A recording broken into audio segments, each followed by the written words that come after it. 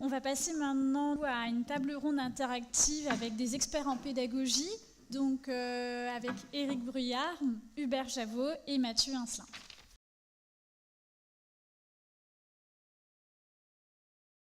Ça fait plus de 35 ans que je travaille sur les questions informatiques et éducation, et formation au sens très large, donc depuis les années 80. Alors, mon point de vue est d'abord didactique, je suis plus didactique que pédagogie, c'est-à-dire, en gros, une réflexion sur l'enseignement de contenu disciplinaire et lié à une responsabilité qu'on peut avoir dans les disciplines, quel que soit le niveau où on enseigne, ce qui est un petit peu différent de l'aspect strictement pédagogique. Je suis psychologue spécialisé en neuropsychologie de formation et aujourd'hui je suis maître de conférence en psychologie. Et je m'intéresse d'abord à la mémoire, la métacognition chez les patients, cérébro-lésés, AVC, traumatisme crânien, maladie d'Alzheimer, etc. Et depuis quelques années, en étant enseignant-chercheur, je me suis penché sur la pédagogie parce que je me suis retrouvé un jour propulsé maître de conférence sans avoir jamais eu une seule formation sur la pédagogie. Je dois être le seul en France, évidemment. C'est choquant ce que je dis, j'en suis désolé. Je sais bien.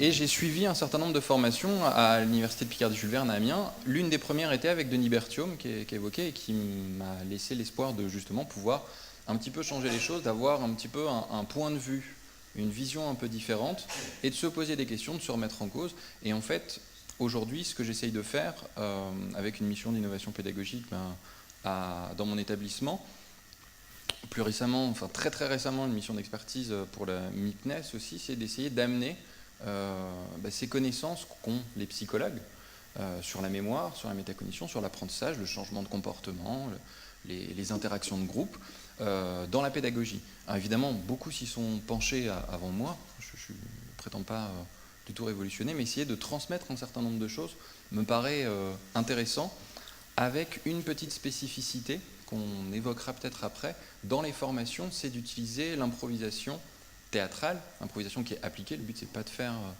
que les enseignants deviennent des comédiens.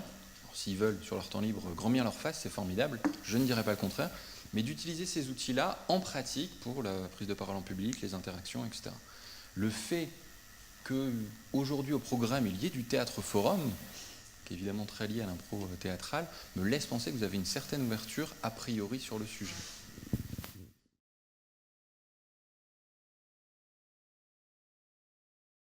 Donc je viens de Belgique où effectivement ce qu'on a mis en place ici à Sapiens existe depuis les années 95 à peu près. Donc ça veut dire que l'évolution quand même, elle est marquée par l'impact qu'on a grâce aux pays extérieurs, grâce au fait d'aller Schengen, aller Shenzhen plutôt, d'aller à Montréal, peut-être aller jusqu'à Bruxelles ou Louvain-la-Neuve, c'est plus près, ou Genève. Ça donne déjà, disons, une impression d'évolution. Et je pense que je suis ici sur Paris que depuis 2010, et je pense que l'évolution est assez marquante dans la réflexion concernant la formation, l'accompagnement, la pédagogie dans l'enseignement supérieur. Quand je suis arrivé, Axel Kahn m'a accueilli en 2010. Je lui ai dit, bah oui, pour le numérique prioritairement, j'ai dit, bah, du numérique, moi je veux bien en faire, mais s'il n'y a pas de pédagogie derrière, ça ne servira pas à grand-chose. On va mettre en place des outils formidables, on va suivre évidemment les différentes marques de matériel informatique seront très très contents, mais au-delà de ça, il n'y aura pas grand-chose qui va évoluer. Donc il faudrait peut-être aussi réfléchir plus globalement. Bien sûr, l'approche par le numérique, parce que ça c'est inévitable, il modifie quand même les pratiques pédagogiques, en tous les cas, il a tendance à les transformer, si on veut. Mais néanmoins, si on n'a pas déjà un minimum de sensibilité pédagogique au départ, ce numérique, il ne servira à rien. Dès lors, mais depuis lors, je sens au niveau du ministère, au niveau, entre autres, le décret du 9 mai, quand même peut-être une mini-apothéose, parce qu'il faut voir comment il va être mis en application. Je pense qu'en 4-50 ans, 6 ans, disons, il y a une évolution assez majeure au niveau français sur l'importance que doit quand même prendre la pédagogie et donc apprendre à apprendre auprès des étudiants. Et cette évolution semble à la fois bien ancrée et même inscrite maintenant dans des textes de loi. Donc là, je pense que c'est bien parti. Il faut voir maintenant évidemment comment très concrètement cela va être mis en place.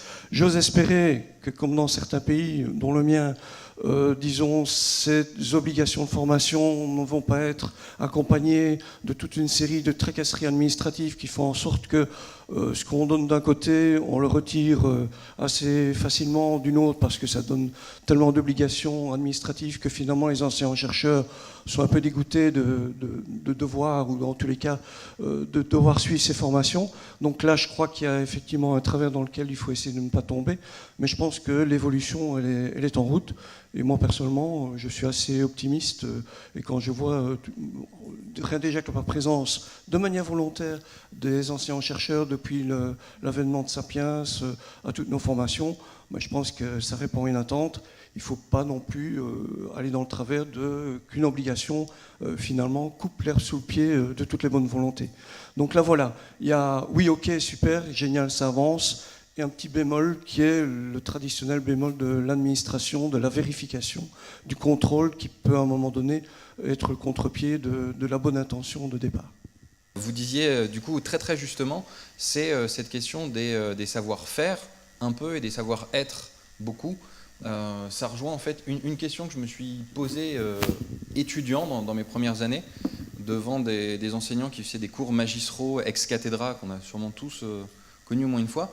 Je dis, quel est l'intérêt de venir alors que je pourrais lire le livre à la maison, c'est déjà arrivé carrément qu'il y ait un livre lu en direct ou s'il y a des diapos, si c'est juste pour lire, quel est l'intérêt de venir? C'est quoi l'intérêt de cette interaction humaine qu'on essaye d'avoir? Et c'est une question très simple qui m'anime encore aujourd'hui quand je fais des cours, dire est-ce que je remplace alors les livres évidemment, mais aussi maintenant justement avec l'aspect numérique, qu'est-ce que je fais de mieux que Google, Quant, Yahoo, et je vais essayer d'en citer aussi d'autres. Et des fois, je me dis, il y a une partie où j'ai pas l'impression de faire grand-chose de plus. C'est là qu'on essaye d'innover, de trouver d'autres choses, de faire des mises en situation, de mettre en place tout un tas de dispositifs.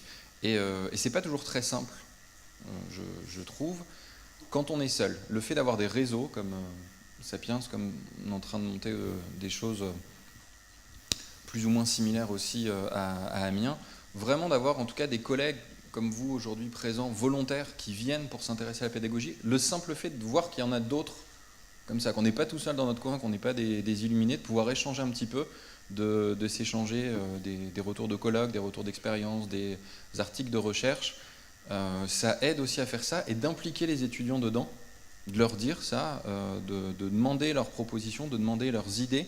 C'est souvent très très instructif. Donc quand on a la chance d'avoir des étudiants, ça peut être en cours ou dans des événements de ce type ou des colloques, les idées qu'ils proposent, dans ce que j'ai entendu 9 fois sur 10, je me suis dit, mais évidemment, vous êtes géniaux. Je l'ai dit la dernière fois au VP pédagogie, qui est très sympathique, qui a de l'humour, qui pourrait être remplacé par un étudiant qui aurait sûrement beaucoup plus d'idées innovantes que lui. Mais apparemment, il y a 2-3 conseils auxquels il faut assister, des relations politiques, évidemment en plus. Donc, il m'a dit que c'était bien qu'il puisse rester en poste. En tout cas, vraiment, d'impliquer les étudiants aussi dedans, de voir ce qu'eux, ils veulent, ce qu'eux, ils peuvent faire, et d'aller sur ces savoir-être pour expliquer leur travail. Évidemment, en psychologie, c'est assez évident, en santé aussi, mais même pour des informaticiens, même pour des physiciens, savoir présenter correctement son travail, savoir tisser un réseau, on l'a entendu beaucoup, dans la recherche, ça joue aussi. Et ça, on nous l'apprend assez rarement. On l'apprend un petit peu sur le tas, un petit peu comme ça, on a plus ou moins des facilités, alors que on peut suivre des formations pour faciliter ce genre de choses. Donc, voilà, juste pour revenir, c'est pas pour faire le procès numérique, parce que ça permet plein de choses, ça permet de nous libérer du temps pour aller là-dessus, mais c'est très bien, je voulais juste souligner ça, que je trouve très intéressant d'entendre dans des bouches différentes.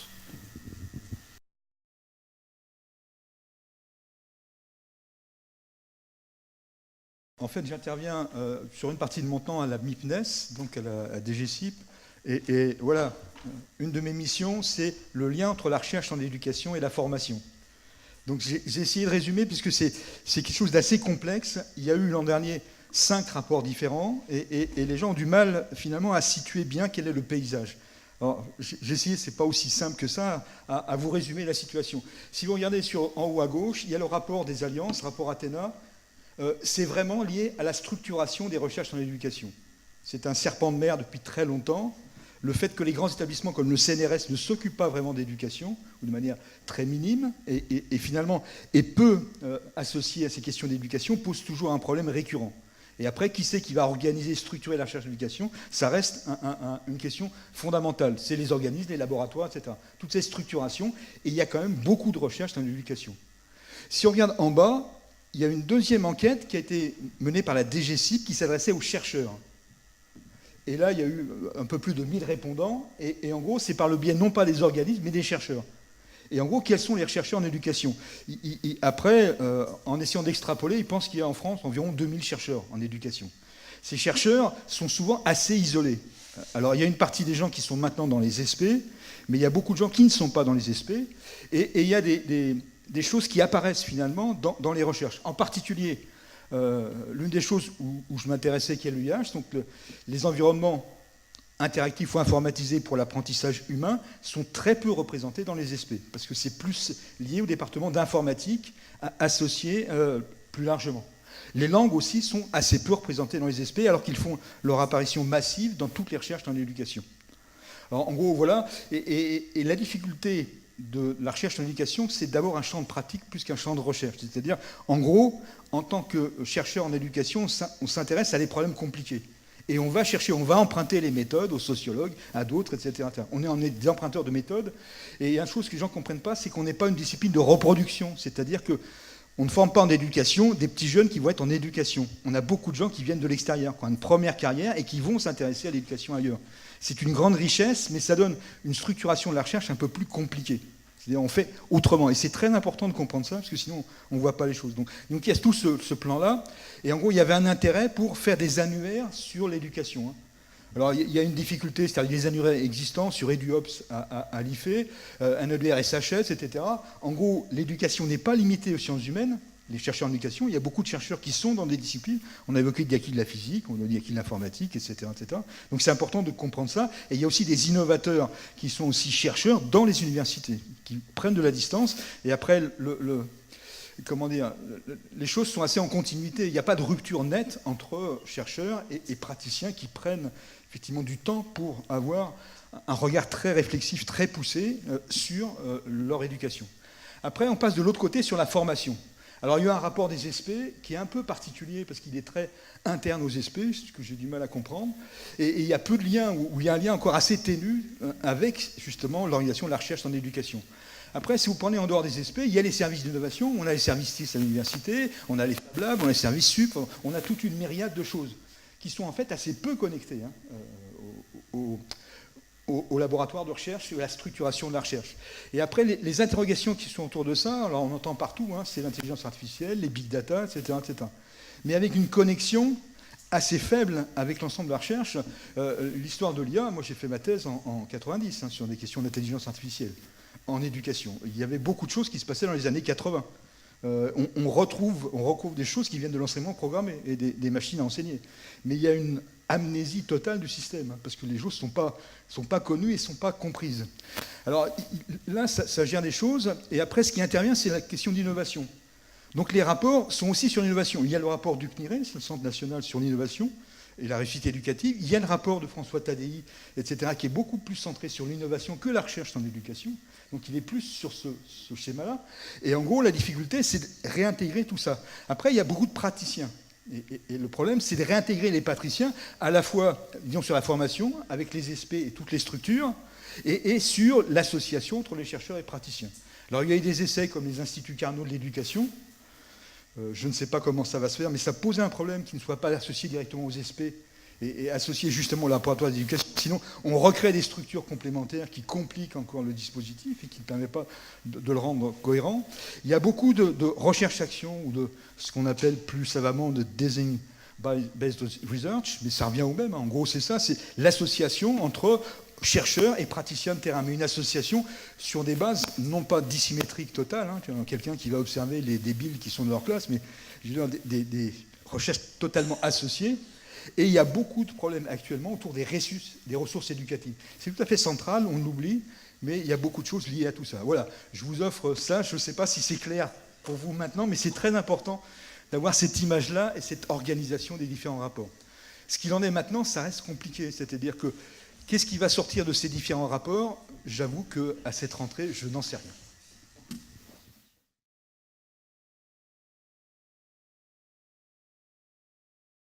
Elle est faible, et là encore, il y a des raisons historiques. Si vous prenez la création des SP, dans les SP, il n'y a pas la formation des adultes.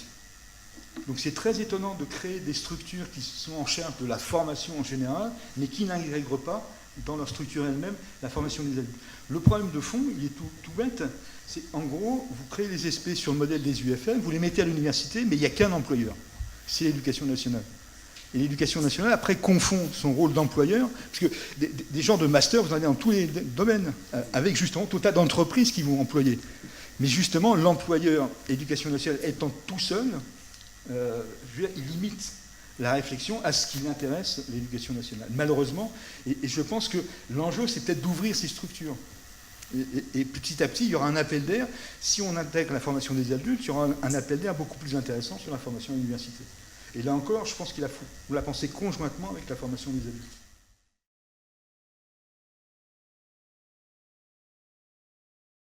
Sur cette question justement du dialogue ensemble avec l'impro, pour créditer Philippe Elie Casapi qui fait de l'improvisation du coup appliquée donc en dessin. C'est-à-dire que ça, juste pour vous situer le contexte, c'était à les ateliers du bonheur à l'école. Peut-être que certains connaissent la Fabrique Spinoza, donc une partie éducation, qui avait organisé quelque chose autour du bonheur à l'école, où il y avait eu un atelier d'improvisation que j'avais animé avec des enseignants. Et en fait, Philippe Elie était dans un coin avec une plaquette blanche. Et pendant 1h30, il a construit ça en direct pour montrer une application de l'impro qui est particulière en dessin. Et ici, du coup, c'est un atelier de découverte.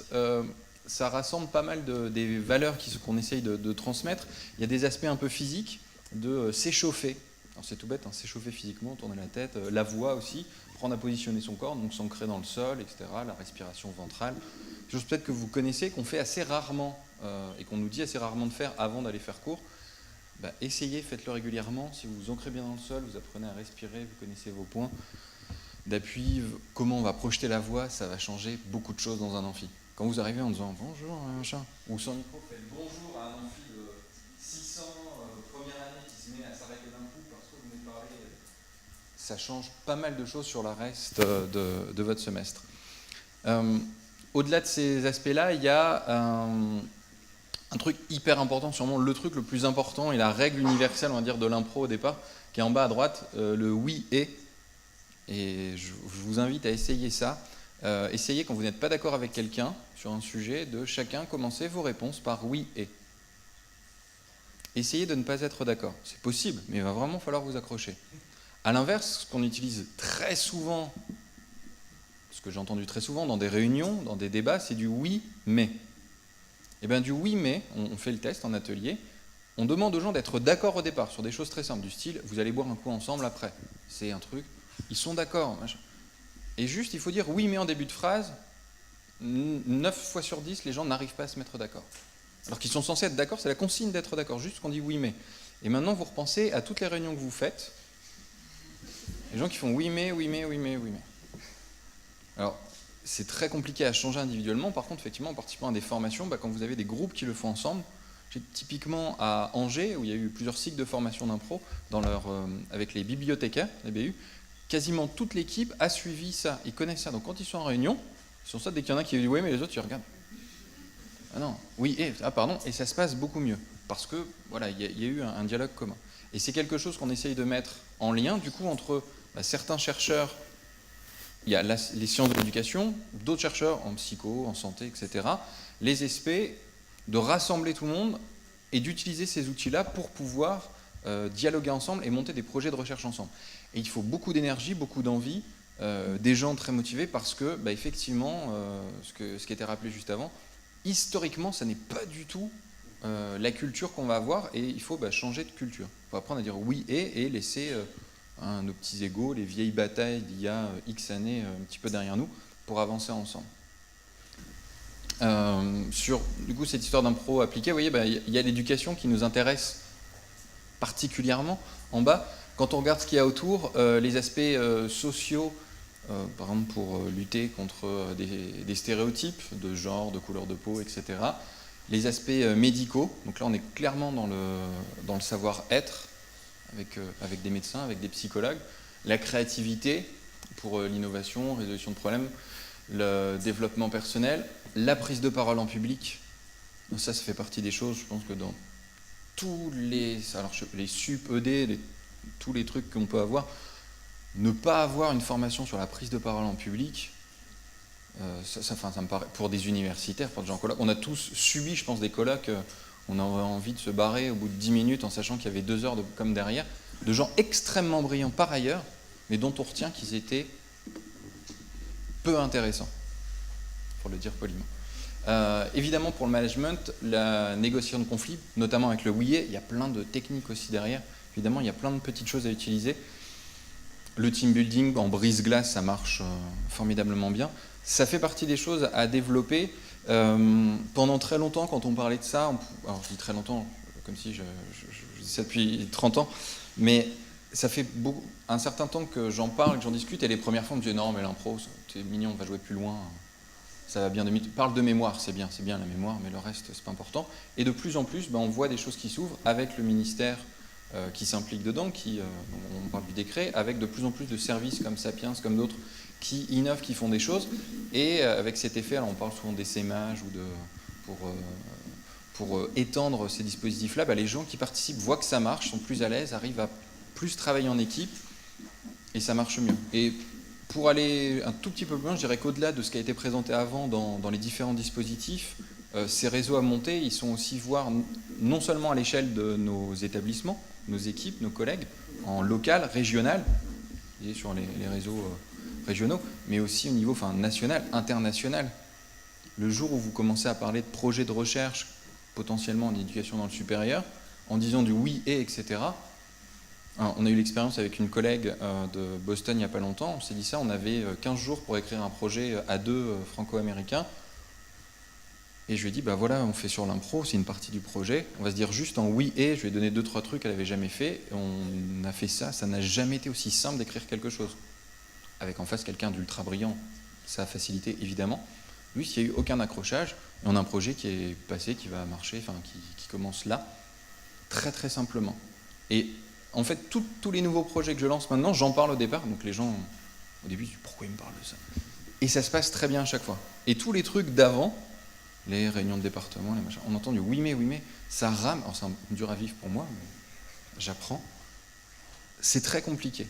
Donc vraiment de voir les deux, je vous encourage à participer à ce genre de formation, alors d'impro, prise de parole publique, le théâtre forum, je ne sais pas à quoi ça ressemble là exactement, mais je suis sûr que ça va être formidable, vraiment d'aller là-dessus, parce que c'est avec ça qu'on pourra, je ne veux pas dire tout résoudre, en tout cas participer à ce que vous évoquiez tous les deux, à faire sauter quelques verrous, petit à petit, ça ne va pas être une révolution, mais on va pouvoir changer pas mal de choses, j'espère.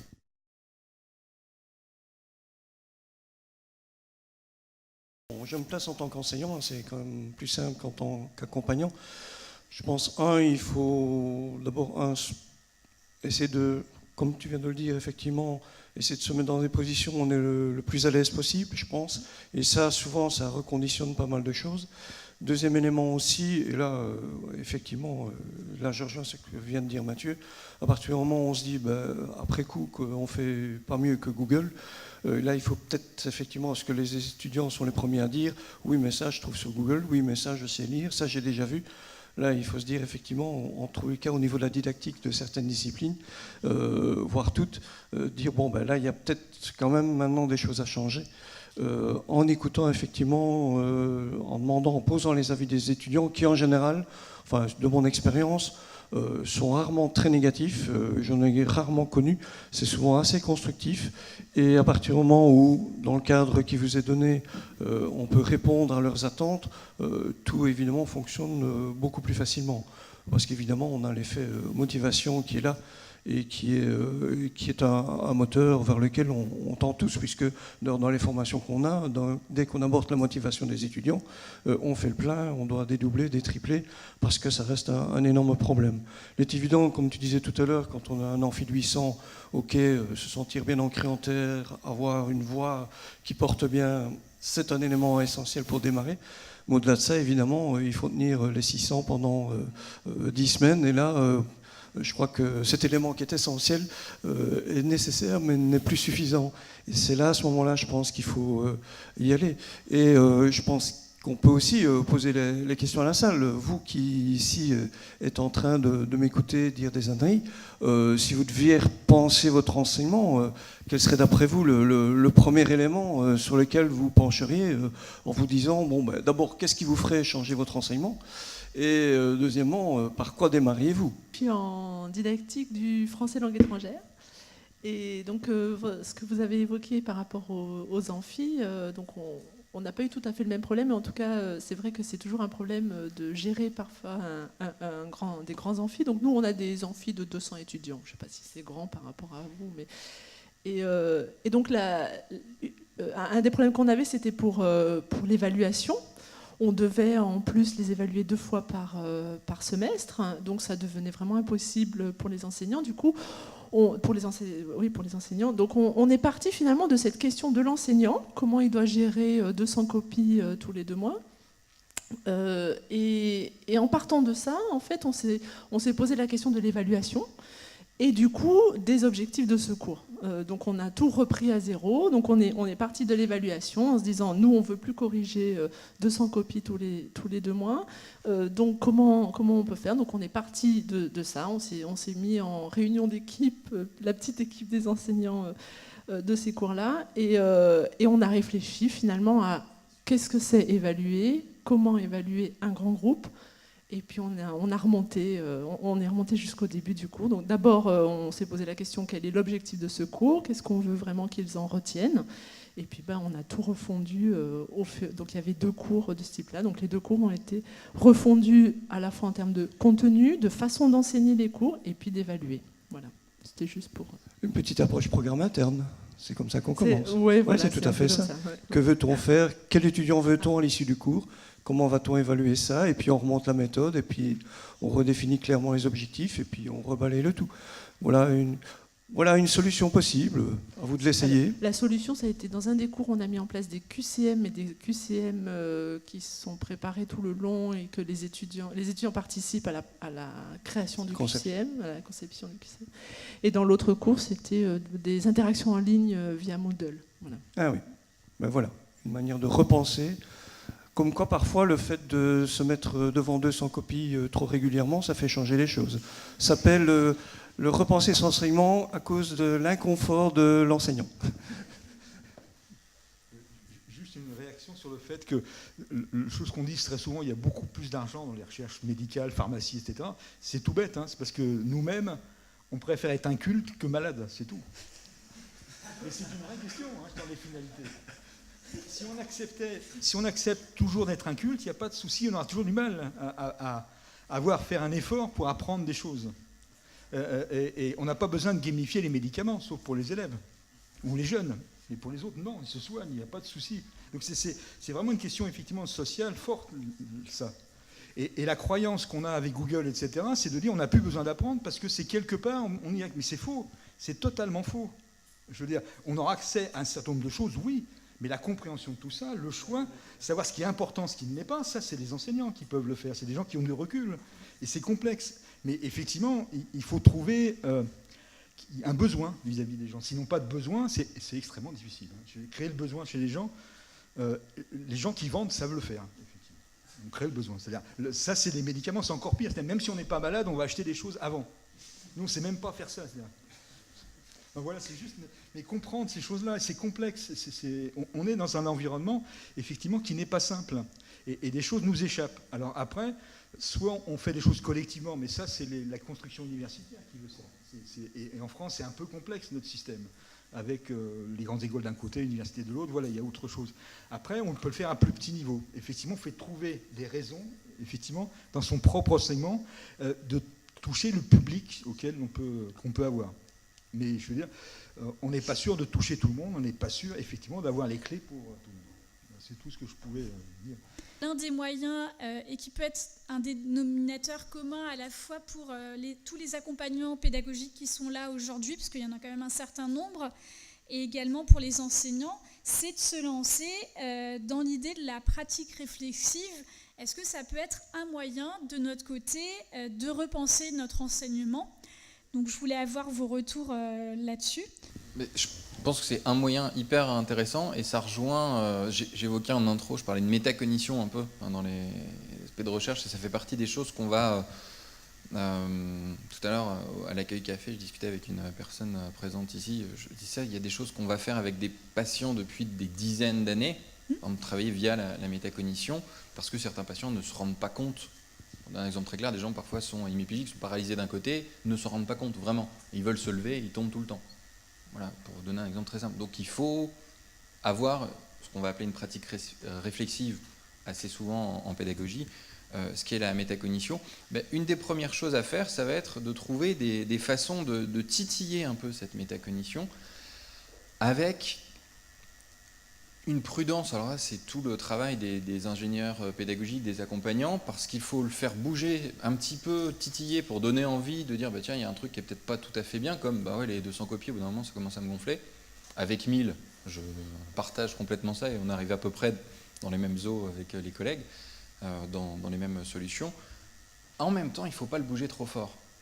Parce que si vous arrivez avec vos gros sabots en disant ça c'est faux, ça c'est n'importe quoi, ce que tu fais ça va pas, même s'il n'y a pas un jugement, même si je veux dire il y a ça qui marche, et que si c'est l'exact inverse de ce que la personne fait en face, même avec les meilleures intentions du monde, on retourne les gens et on va braquer des collègues qui peut-être ne se seraient pas braqués par ailleurs.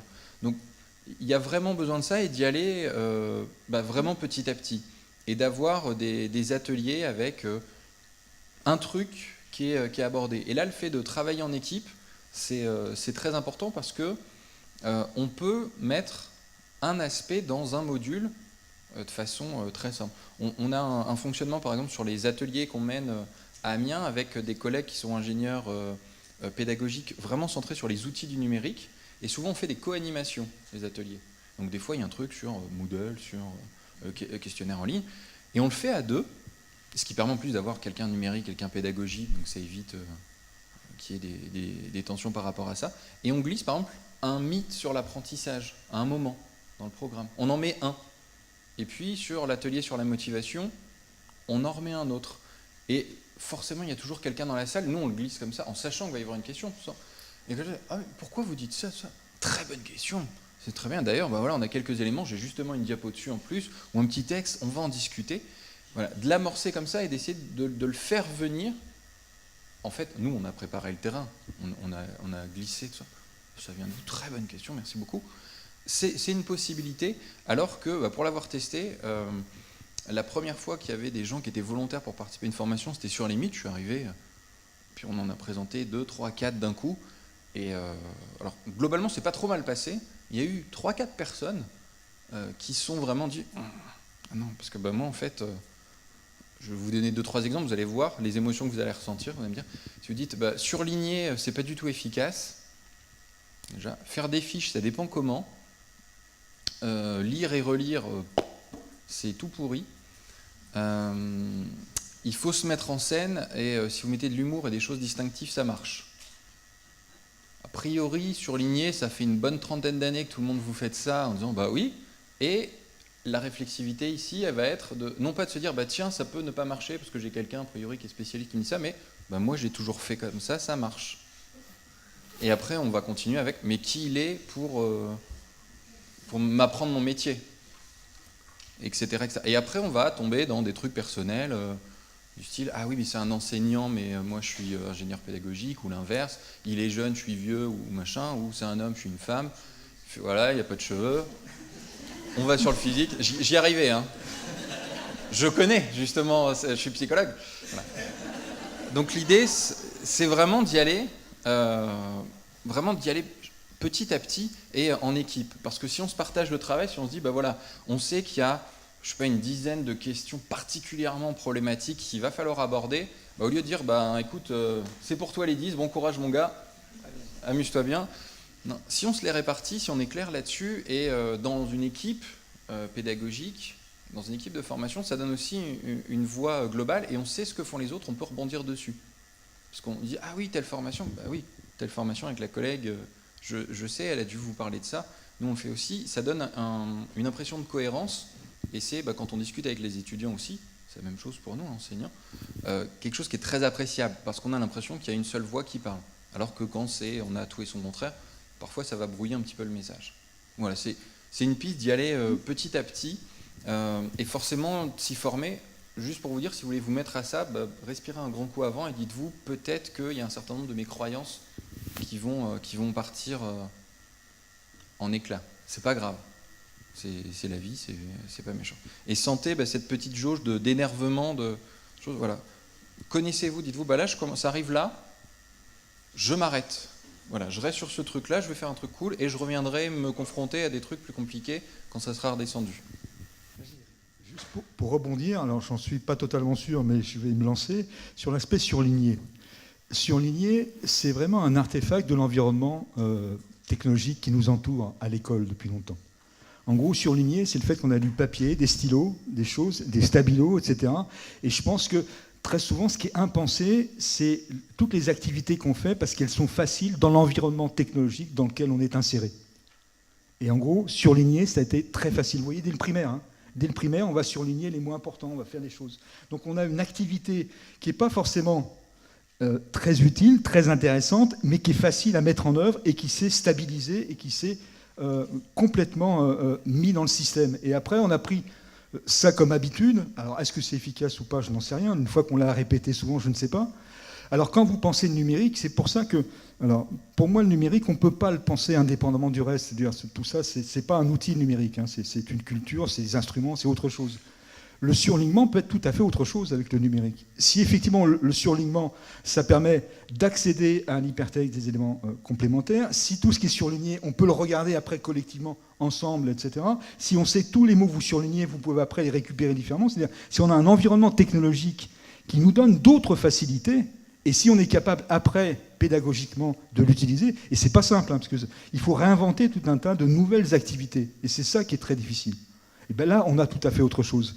Et justement, on n'est plus dans l'opposition un peu simpliste, technique ou numérique et pédagogie. Pas du tout. Ce qu'il faut, c'est reconstruire des nouvelles activités. Alors l'autre point, c'est en lien avec ce qu'on fait. Le deuxième dossier à MIPNES, c'est le projet qui s'appelle Commun.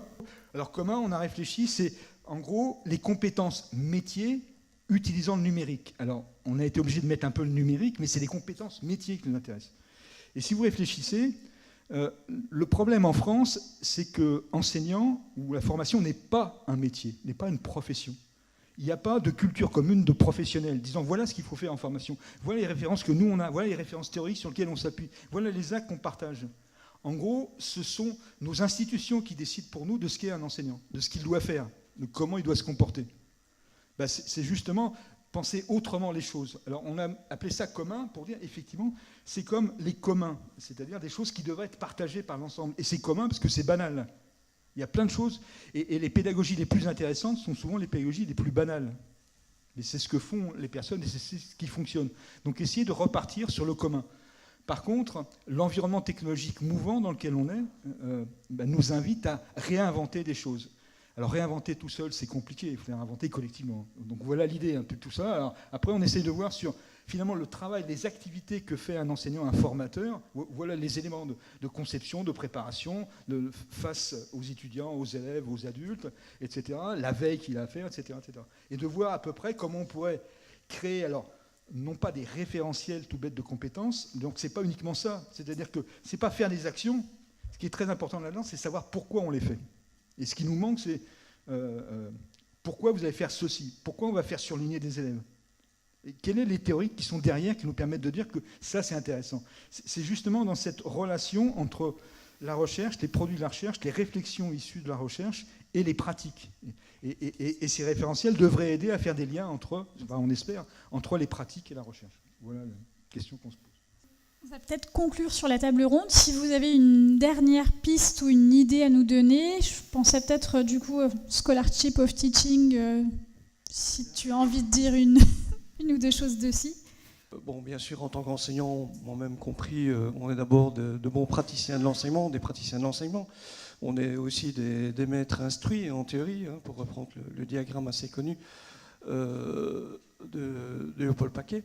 et puis un praticien réflexif, et puis après, et c'est un grand reproche qu'on peut faire d'ailleurs, et qui rejoint un peu ce qu'a dit Eric tout à l'heure, et la question de Samuel, il y a peu de recherche dans l'enseignement supérieur, tout simplement parce on ne documente déjà pas ce qu'on fait.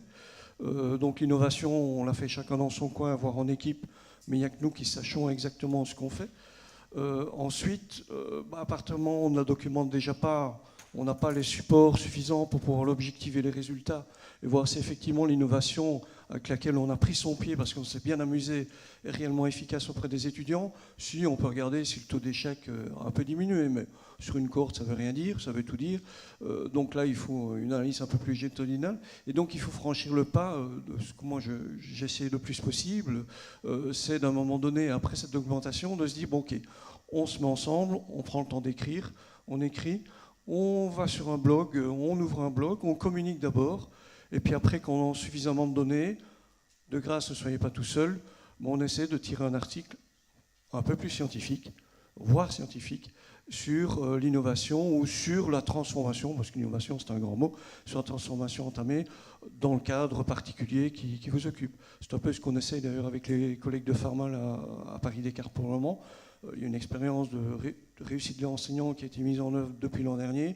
On reproduit ça cette année. L'objectif, c'est de faire une analyse un peu plus pointue et des avis des enseignants et des résultats aux tests et ainsi de suite, pour essayer de voir si tout l'accompagnement que font les collègues, et c'est lourd pour eux, on parlait de 200 copies là tout à l'heure, c'est encore 3 fois ça, au mois d'octobre-novembre, quand on est normalement hors moment de copie, et d'essayer justement de tirer, d'abord, disons, d'avoir au moins un article qui puisse arriver à expliquer la méthodologie, et puis ensuite, cette année-ci peut-être, l'année prochaine sûrement, parce qu'on aura à ce moment-là suffisamment de volume, avoir un article où on a là des preuves un peu plus tangibles, objectivables, du résultat effectif de la mise en œuvre de ce dispositif.